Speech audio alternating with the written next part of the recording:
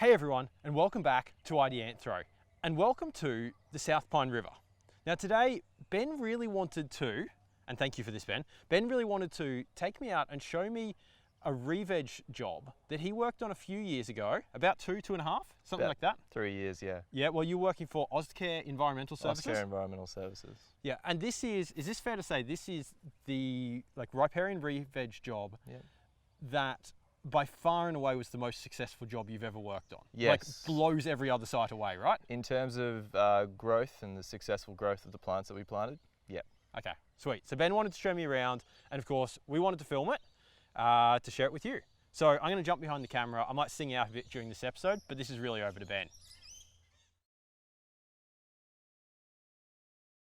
Hi guys, I'm Ben. We're out today at South Pine River, and I've brought us here today because I wanted to demonstrate or show you guys a really good example of a revegetation job gone right. South Pine River, it's in and around the Samford Valley. This was a job that was commissioned by Moreton Bay Regional Council, and the works were picked up by a company called Ozcare Environmental Services.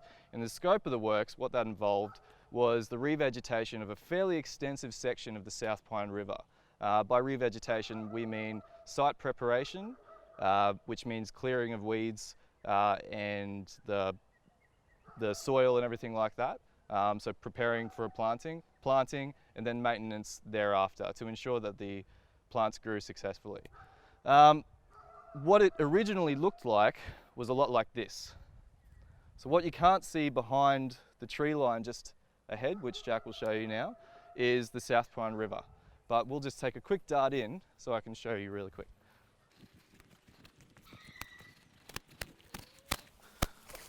So behind the tree line, and just be careful, it's a bit slippery, is this beautiful South Pine River, which in my mind, and actually no, is definitely my favourite waterway in southeast Queensland. And it's part of the reason that I wanted to bring you out today. That's a bit of rain.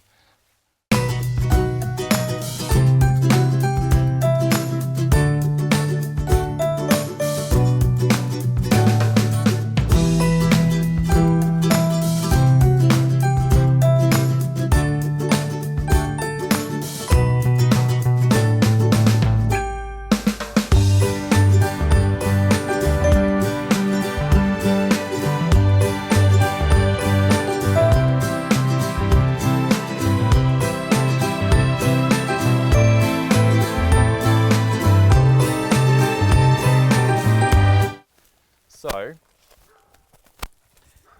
what the job involved was the clearing of invasive weeds, in particular Madeira vine, from where the turf starts, which is at the boundary of this fence line, all the way down to basically where the camera is right now.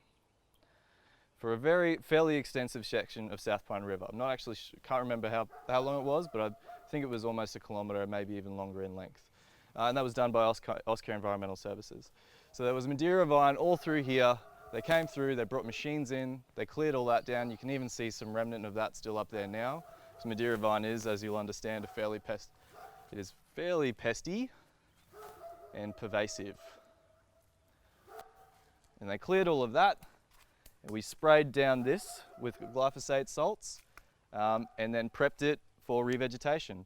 They planted, and one of the main reasons I wanted to show you guys this was because it's just such an amazing example of growth gone right. And I think that is evidenced by, so if you come over here really quickly. So, as I was saying, this is a really great example of a revegetation job gone right in terms of the success of the growth of the plants. Evidence right here in front of us. This is a eucalypt, and about 2 to 3 years old, and it's huge. And all along this massive section of South Pine River, the growth is really similar.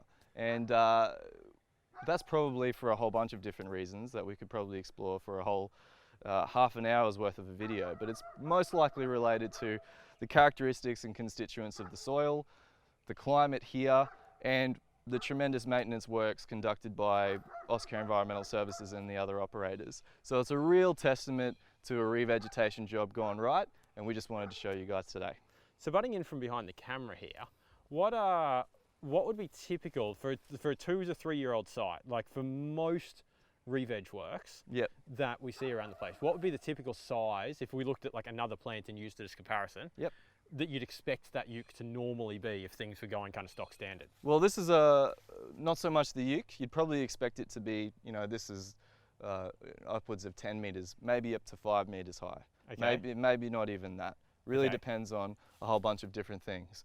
But for this kind of growth now, it's enormous and it's fantastic.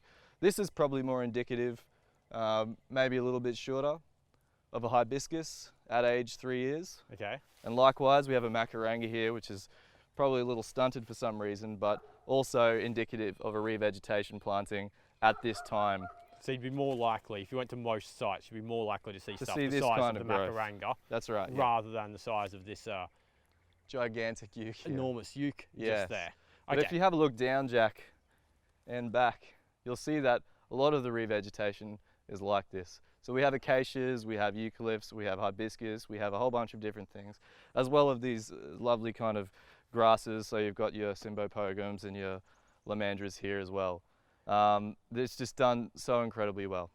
Okay, and so in this site, so I've been to a couple of sites where I've seen good growth on riparian re-veg sites or re-veg sites, where a bunch of it has been like natural regrowth. Yep. So for whatever reasons, you've got a lot of acacias and pioneer species coming through. That's not really the case here though, is it? There's not a lot of pioneers. No, not a lot's coming up, and I think that's probably intentional. I mean, they planted in such dense plantings that they, you know, the idea was that, and with the mix of species that were here, that things would come up and there wouldn't necessarily be, I mean, regeneration is always encouraged, but I think the objective here was to plant something that would be long-standing and successful in its growth.